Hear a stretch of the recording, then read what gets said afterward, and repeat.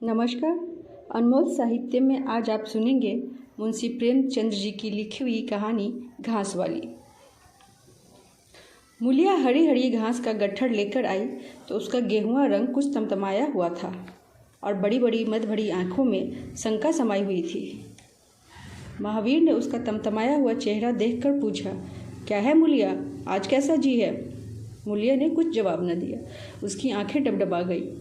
महावीर ने समीप आकर पूछा, क्या हुआ, बताती क्यों नहीं? किसी ने कुछ कहा है? अम्मा ने डांटा है? क्यों इतनी उदास है? मूलिया ने सिसक कर कहा, कुछ नहीं, हुआ क्या है, अच्छी तो हूँ। महावीर ने मूलिया को सिर से पांव तक देख कर कहा, चुपचाप रोएगी, बताएगी नहीं? मूलिया ने बात टालकर कहा, कोई बात भी तो हो, क्या बताऊँ? मूलिया इस उसर में गुलाब का फूल थी। गेहुआ रंग था, हिरनी सी आंखें, नीचे खींचा हुआ चिंबक, कपोलों के ऊपर हल्की लालिमा, बड़ी बड़ी नुकीली पलकें, आंखों में एक विचित्र आर्द्रता जिसमें एक स्पष्ट वेदना, एक मुख व्यथा झलकती रहती थी। मालूम नहीं चमारों के इस घर में वह अप्सरा कहाँ से आ गई थी। क्या उसका कोमल फूल सा गात इस बात योग था कि सर पर घास की टोकरी रखकर बेचने जाती? उस गांव में ऐसे भी लोग मौजूद थे जो उसके तलवे के नीचे आंखें बिछाते थे, उसकी एक चितवन के लिए तरसते थे, जिनसे अगर वह एक शब्द भी बोलती तो निहाल हो जाते। लेकिन उसे आए साल भर से अधिक न हुआ, किसी ने उसे युवकों की तरफ ताकते या बातें करते नहीं देखा। वह घास लिए निकलती तो ऐसा मालूम होता मानो उषा का प्रकाश सुनहरे आवरण में रंजित अपनी छठा बिखेरे जाता हो। कोई गजलें गाता, कोई छाती पर हाथ रखता, पर मूलिया आंखें नीचे किए अपनी राह चली जाती। लोग हैरान होकर कहते, इतना अभिमान, महावीर में ऐसा क्या सुर का आपके पैर लगे हैं? ऐसा अच्छा जवान भी तो नहीं, न जाने यह कैसे उसके साथ रहती है। मगर आज ऐसी बात हो गई जो इस जाति की और युवतियों के लिए चाहे गुप्त संदेश होती, मूलिया के लिए हृदय का सूल थी। प्रभात का समय था। पवन आम की बौर की सुगंधि से मतवाला हो रहा था। आकाश पृथ्वी पर सोने की वर्षा कर रहा था। मूलिया सिर पर झौवा रखे घास छीलने लगी तो उसका गेहुआ रंग प्रभात की सुनहरी किरणों से कुंदन की तरह चमक उठा। एकाएक युवक चैन सिंह सामने से आता हुआ दिखाई दिया। मूलिया ने चाहा कि कतरा कर निकल जाए, मगर चैन सिंह ने उसके हाथ पकड़ लिए और बोला, मूलिया, तुझे क्या मुझ पर जरा भी दया नहीं आती? मूलिया का वो फूल सा खिला हुआ चेहरा ज्वाला की तरह धड़क उठा। वह जरा भी नहीं डरी, जरा भी नहीं झिझकी। झौवा जमीन पर गिरा दिया और बोली, मुझे छोड़ दो, नहीं तो मैं चिल्लाऊंगी। चैन सिंह को आजीवन में एक नया अनुभव हुआ। नीची जातों में रूप मधुर्य का इसके सिवा और काम ही क्या है कि ऊंची जाति वालों का खिलौना बने। ऐसे कितने ही मार्ग उसने जीते थे, पर आज मूलिया का चेहरा और वह रंग, उसका वह क्रोध, वह अभिमान देखकर उसके छक्के छूट गए। उसने लज्जित होकर उसका हाथ छोड़ दिया। मूलिया वेग से आगे बढ़ गई। संघर्ष की गर्मी में चोट की व्यथा नहीं होती, पीछे से टीस होने लगती है। मूलिया जब कुछ दूर निकल गई तो क्रोध और भय तथा अपनी बेबसी को अनुभव करके उसकी आंखों में आंसू भर आए। उसने कुछ देर जब्त किया, फिर सिसक कर रोने लगी। अगर वह इतनी गरीब न होती तो किसी की मजाल थी कि इस तरह उसका अपमान करता। वह रोती जाती थी और घास छीलती जाती थी। महावीर का क्रोध वह जानती थी। अगर वह उसे कुछ कह दे तो वह इस ठाकुर के खून का प्यासा हो जाएगा। फिर न जाने क्यों इस ख्याल से उसके रोए खड़े हो गए। इसलिए उसने महावीर के प्रश्नों का कोई उत्तर न दिया। दूसरे दिन मूलिया घास के लिए न गई। सास ने पूछा, तो क्यों नहीं जाती? और सब तो चली गईं। मूलिया ने सिर झुकाकर कहा, मैं अकेले न जाऊंगी। सास ने बिगड़ कर कहा, अकेले क्या तुझे बाग उठा लिया जाएगा? मूलिया ने और भी सिर झुका लिया और दबी हुई आवाज़ में बोली, सब मुझे छेड़ते हैं। सास ने डांटा, न तू औरों के साथ जाएगी न अकेली जाएगी, तो फिर जाएगी कैसे? वह साफ साफ क्यों नहीं कहती कि मैं न जाऊंगी? तो यहाँ मेरे घर में रानी बन के निवाह न होगा। किसी का चाम नहीं प्यारा होता, काम प्यारा होता है। तो बड़ी सुंदर है तो तेरी सुंदरता लेकर चाटूं? उठा झावा और घास ला। द्वार पर नीम के दरख्त के साये में महावीर खड़ा घोड़े को मल रहा था। उसने मुलिया की रोनी सुनत बनाए जाते देख पर कुछ न बोल सका। उसका बस चलता तो मुलिया को कलेजे में बिठा लेता, आंखों में छिपा लेता, लेकिन घोड़े का पेट भरना भी तो जरूरी था। घास मोल लेकर खिलाए तो बाड़ा आने की रोज कम से कम न पड़े। ऐसी मजदूरी ही कौन होती है? मुश्किल से 1.5-2 रुपये मिलते हैं, वह भी कभी मिले कभी न मिले। जब से यह सत्यानाशी लाड़ियाँ आई हैं, इक्के वाले की तो बदिया ही बैठ गई है। कोई सेंत भी नहीं पूछता। महाजन से 150 रुपये उधार लेकर इक्का और घोड़ा खरीदा था, मगर लाड़ियों के आगे इक्के को कौन पूछता है? महाजन का सूद भी तो न पहुँच जा सकत, मूल का ही क्या कहना। ऊपरी मन से बोला, न मन हो तो रहने दो, देखी जाएगी। इस दिलोई से मुलिया निहाल हो गई। बोली, घोड़ा खाएगा क्या? आज उसने कल का रास्ता छोड़ दिया और खेतों की मेड़े से होती हुई चली। बार बार सतर्क आंखों से इधर उधर ताकती जाती थी। दोनों तरफ ऊँख के खेत खड़े थे। जरा भी खड़खड़ाहट होती उसका जी सन्न हो जाता, कहीं कोई ऊँख में छिपा न बैठा हो। मगर कोई नई बात न हुई। ऊँख के खेत निकल गए, आम के बाग निकल गए, सींचे हुए खेत नजर आने लगे। दूर के कुएं पर पूर चल रहा था। खेतों की मेड़ों पर हरी हरी घास जमी हुई थी। मुलिया का जी ललचाया। यहाँ आधे घंटे में जितनी घास छिल सकती है, सूखे मैदान में दोपहर तक न छिल सकेगी। यह देखता ही कौन है? कोई चिल्लाएगा तो उठ के चली जाऊंगी। वह बैठकर घास छीलने लगी और 1 घंटे में उसका झावा आधे से ज़्यादा बढ़ गया। वह अपने काम में इतनी तन्मय थी कि उसे चैन सिंह के आने की खबर न हुई। एकाएक उसने आहट पाकर सिर उठाया तो चैन सिंह को खड़ा देखा। मुलिया की छाती धक से रह गई। जी में आया भाग जाए, झाबा उलट दे और खाली झाबा लेकर चली जाए। पर चैन सिंह ने कई गज के फासले से ही रुक कर कहा, डर मत, भगवान जाता है, मैं तुझसे कुछ न बोलूँगा। जितनी घास चाहे छिल ले, मेरा ही खेत है। मुलिया के हाथ सुन हो गए, खुरपी हाथ में ही जमी रह गई। घास नजर ही ना आती थी। जी चाहता था जमीन फट जाए और मैं समा जाऊं। जमीन आंखों के सामने तैरने लगी। चैन सिंह ने आश्वासन दिया, छिलती क्यों नहीं? मैं तुमसे कुछ कहता थोड़ी हूँ, यहीं रोज चली आया कर, मैं छिल दिया करूँगा। मुलिया चित्रलिखित सी बैठी रही। चैन सिंह ने एक कदम आगे बढ़ाया और बोला, तुम मुझसे इतना डरती क्यों है? क्या तू समझती है मैं तुझे आज सताने आया हूँ? ईश्वर जानता है, कल भी तुझे सताने के लिए मैंने तेरा हाथ नहीं पकड़ा था। तुझे देखकर आप हाथ बढ़ गए। मुझे कुछ सूझ ही नहीं रही। तू चली गई तो मैं वहीं बैठकर घंटों रोता रहा। जी में आता था हाथ काट डालूं, कभी जीत जाता था जहर खा लूं। तभी से तुझे ढूंढ रहा हूँ। आज तू इस रास्ते से चली आई, मैं सारा हार छानता हुआ यहाँ आया हूँ। अब जो सज़ा तेरी जी में आवे दे दे। अगर तू मेरा सिर भी काट ले तो गर्दन ना हिलाऊंगा। मैं सोहदा था, लुच्चा था, लेकिन जब से तुझे देखा है मेरे मन से सारी खोट मिट गई है। अब तो यही जी में आता है कि तेरा कुत्ता होता तो तेरे पीछे पीछे चलता, तेरा घोड़ा होता तो अब तू अपने हाथों से मेरे सामने घास डालती। किसी तरह यह चोला तेरे काम तो आवे। मेरे मन की यह सबसे बड़ी लालसा है। मेरी जवानी काम ना आवे अगर मैं किसी खोट से ये बातें कर रहा हूँ। बड़ा भगवान था महावीर जो उसे ऐसी देवी मिली। मुलिया चुपचाप सुनती रही, फिर नीचे सिर करके भोलेपन से बोली, तो तुम उससे क्या करने को कहते हो? चैन सिंह और समीप आकर बोला, बस तेरी दया चाहता हूँ। मुलिया ने सिर उठाकर उसकी ओर देखा। उसकी लज्जा न जाने कहाँ गायब हो गई। चुभते हुए शब्दों से बोली, तुमसे एक बात कहूँ, बुरा तो न मानोगे? तुम्हारा ब्याह हो गया है या नहीं? चैन सिंह ने दबी जबान से कहा, ब्याह तो हो गया है, लेकिन ब्याह क्या है, खिलवाड़ है। मूलिया के ओठों पर अवहेलना की मुस्कुराहट झलक पड़ी। बोली, फिर भी अगर मेरा आदमी तुम्हारी औरत से इस तरह की बातें करता तो तुम्हें कैसा लगता? तुम उसकी गर्दन काटने को भी तैयार हो जाते कि नहीं? बोलो, क्या समझते हो? महावीर चमार है तो उसकी देह में लहू नहीं है? उसे लज्जा नहीं है? अपने मर्यादा का विचार नहीं है?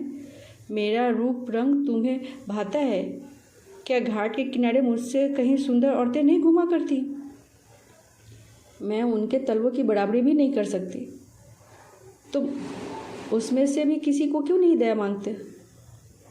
क्या उनके पास दया नहीं है? मगर वहाँ तुम न जाओगे क्योंकि वहाँ जाते तुम्हारी छाती दहलती है। मुझसे दया मांगते हो इसलिए न कि मैं चमाड़ीन हूँ, नीची जाति की हूँ। नीच जाति की औरतें जरा से घुड़की धमकी व जरा सी लालच से तुम्हारी मुट्ठी में आ जाएगी। कितना सस्ता सौदा है। ठाकुर हो ना, ऐसे सस्ते सौदे करने की तुम्हें आदत है। चैन सिंह लज्जित होकर बोला, मूला, यह बात नहीं, मैं सच कहता हूँ। इसमें ऊंच नीच की बात नहीं है, सब आदमी बराबर है। मैं तो तेरे चरणों पर सिर रखने को तैयार हूँ मूलिया, इसलिए न कि जानते हो मैं कुछ न कर सकूँगी। जाकर किसी खतरानी के चरणों पर सिर रखो तो मालूम हो कि चरणों पर सिर रखने पर क्या फल मिलता है। फिर यह तुम्हारी गर्दन पर न रहेगा, फिर यह सिर तुम्हारी गर्दन पर न रहेगा। चैन सिंह मारे शर्म के जमीन पर गड़ा जाता था। उसका मुख ऐसा सूख गया था मानो महीनों के बीमारी से उठा हो। मुँह से बात न निकलती थी। मूलिया इतनी वाक्पटु है, उसको इसका गुमान भी न था। मूलिया फिर बोली, मैं भी रोज़ बाजार जाती हूँ, बड़े बड़े घरों का हाल जानती हूँ। मुझे किसी बड़े घर का नाम बता दो जिसमें कोई साइस, कोई कोचवान, कोई कहार, कोई पंडा, कोई महाराज न घुसा बैठा हो। यह सब बड़े घरों की लीला है। और वह औरतें जो कुछ करती हैं ठीक करती हैं। उनके घर वाले भी तो चमाड़िन और कहाड़िनों पर जान देते फिरते हैं। लेना देना बराबर हो जाता है। बेचारे गरीब आदमियों के लिए यह बातें कहाँ? मेरे आदमी के लिए संसार में जो कुछ भी है मैं हूँ। वह किसी दूसरी मेहरिया को भी आंख उठाकर भी नहीं देखता। संयोग की बात है कि मैं तनिक सुंदर हूँ, लेकिन मैं काली कलूटी भी होती तब भी वह मुझे इसी तरह रखता, इसका मुझे विश्वास है। मैं चमाड़िन होकर भी इतनी नीच नहीं हूँ कि विश्वास का बदला खोट से दूँ। हाँ, वह अपने मन की करने लगे, मेरी छाती पर मूंग दलने लगे तो मैं भी उसकी छाती पर मूंग दलूँगी। तुम मेरे रूप ही के दीवाने हो ना। आज मुझे माता निकल लाए कानी हो जाऊँ तो क्या मेरी ओर ताकोगे भी नहीं? बोलो, झूठ कहती हूँ? चैन सिंह इनकार न कर सका। मूलिया ने उसी गर्व भरे स्वर से कहा, लेकिन मेरी एक नहीं दोनों आंखें फूट जाए तब भी वह मुझे इसी तरह रखेगा, मुझे उठावेगा, बैठावेगा, खिलावेगा। तुम चाहते हो मैं ऐसे आदमी के साथ कपट करूं? जाओ, अब मुझे कभी ना छेड़ना, नहीं तो अच्छा ना होगा। जवानी जोश है, बल है, दया है, साहस है, आत्मविश्वास है, गौरव है और सब कुछ जो जीवन को पवित्र, उज्जवल और परिपूर्ण बना देता है। जवानी का नशा घमंड है, निर्दयता है, स्वार्थ है, सेखी है, विषय वासना है, कटुता है और वह सब कुछ जो जीवन को पशुता, विकार और पतन की ओर ले जाती है। चैन सिंह पर जवानी का नशा था। मूलिया के शीतल छींटों ने नशा उतार दिया। जैसे उबलती हुई चाशनी में पानी के छींटे पड़ जाने से फेन मिट जाता है, मैल निकल आता है और निर्मल शुद्ध रस निकल आता है। जवानी का नशा जाता रहा, केवल जवानी रहेगी। कामनी के शब्द जितनी आसानी से दीन और ईमान को गारद कर सकते हैं, उतनी ही आसानी से उनका उद्धार भी कर सकते हैं। चैन सिंह उस दिन से दूसरा ही आदमी हो गया। गुस्सा उसकी नाक पर रहता था। बात बात पर मजदूरों को गालियाँ देना, डांटना और पीटना उसकी आदत थी। आसामी उससे थर-थर कांपते थे। मजदूर उससे आते देखकर अपने काम में चुस्त हो जाते थे। पर ज्यों हुई इसने उधर पीठ फेरी और उन्होंने चिल्लम पीना शुरू कर दिया। सब दिल में उससे जलते थे, उसे गालियाँ देते थे। मगर उस दिन से चैन सिंह इतना दयालु, इतना गंभीर और इतना सहनशील हो गया कि लोगों को आश्चर्य होता था। कई दिन गुजर गए थे। एक दिन संध्या समय चैन सिंह खेत देखने गया।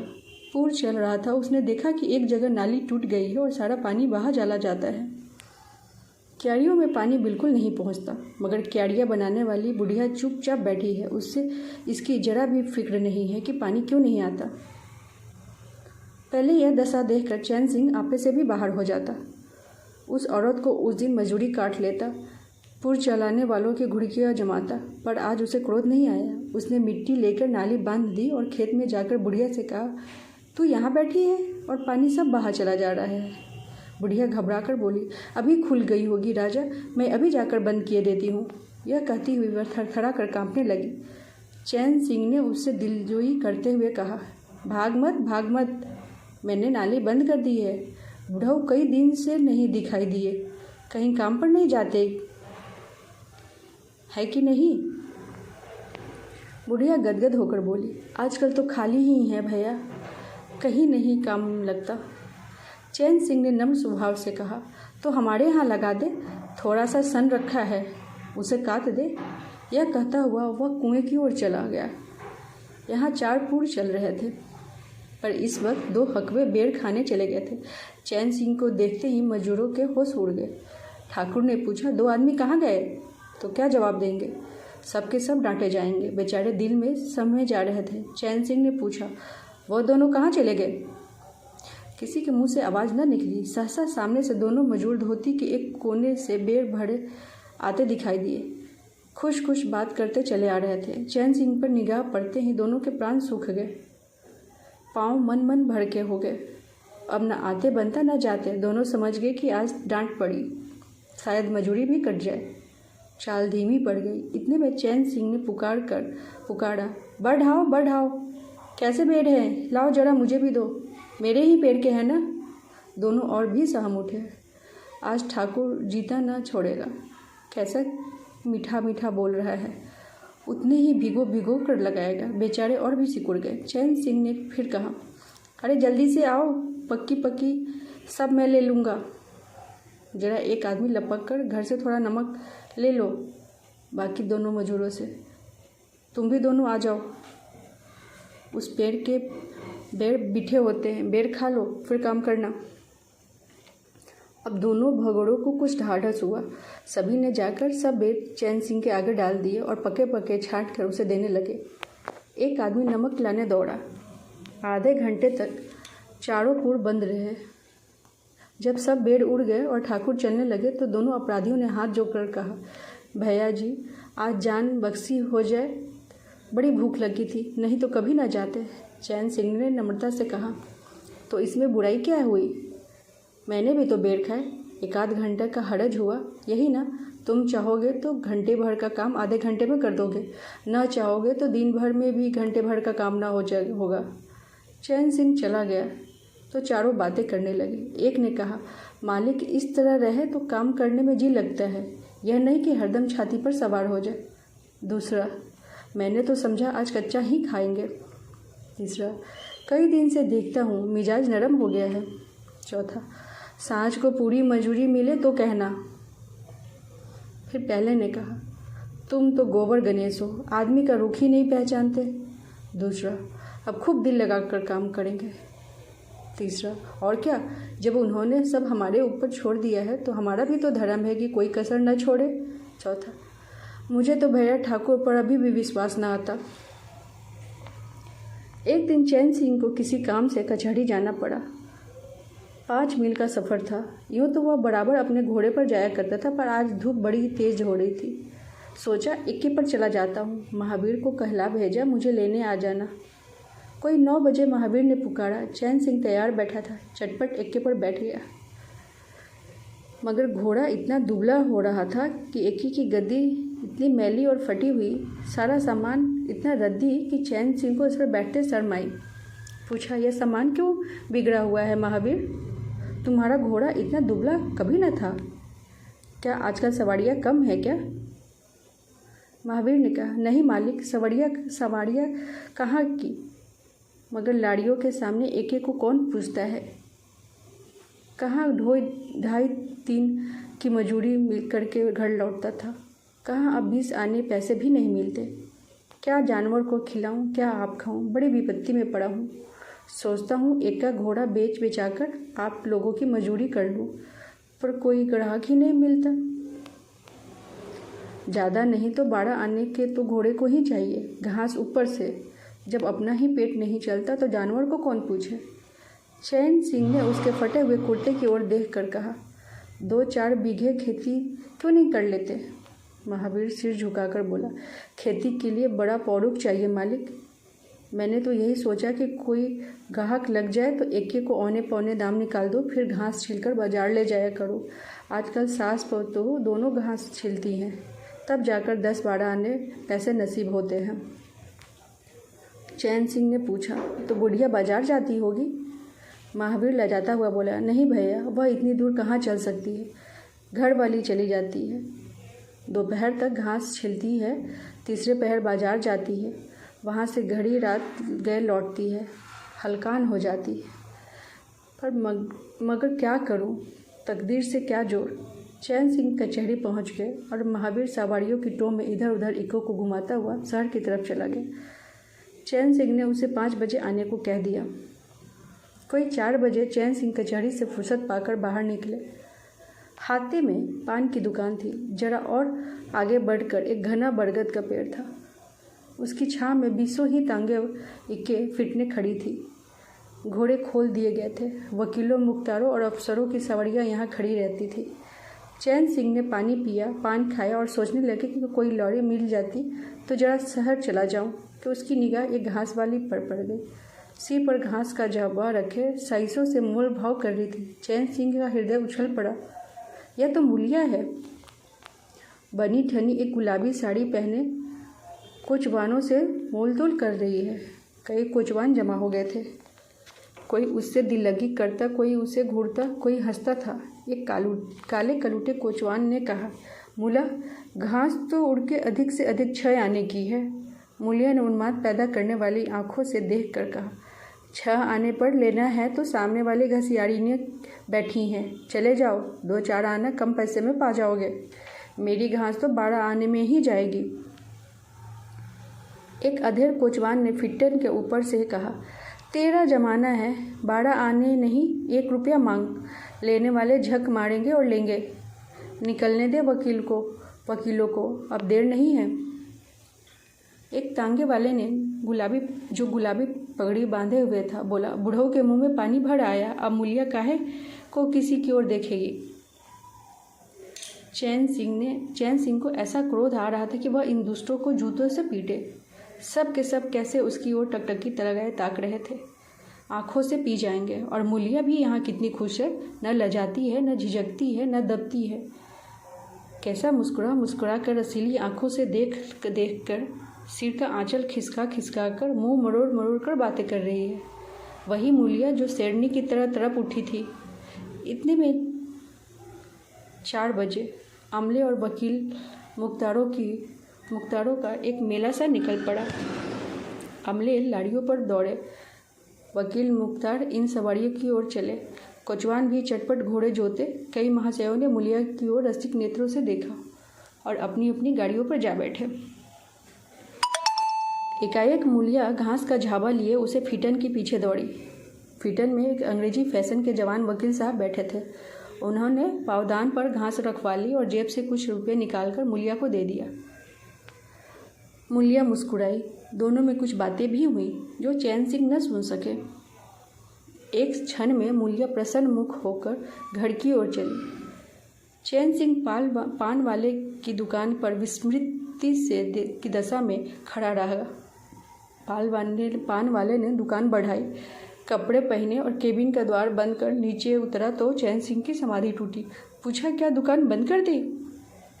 पान वाले ने सहानुभूति दिखाकर कहा, इसकी दवा करो ठाकुर साहब, यह बीमारी अच्छी नहीं है। चैन सिंह ने चकित होकर पूछा, कैसी बीमारी? पान वाला, कैसी बीमारी? आधे घंटे से यहाँ खड़े हो जैसा कोई मुर्दा खड़ा हो। सारी कचहरी खाली हो गई, सब दुकानें बंद हो गई, मेहतर तक झाड़ू लगाकर चले गए।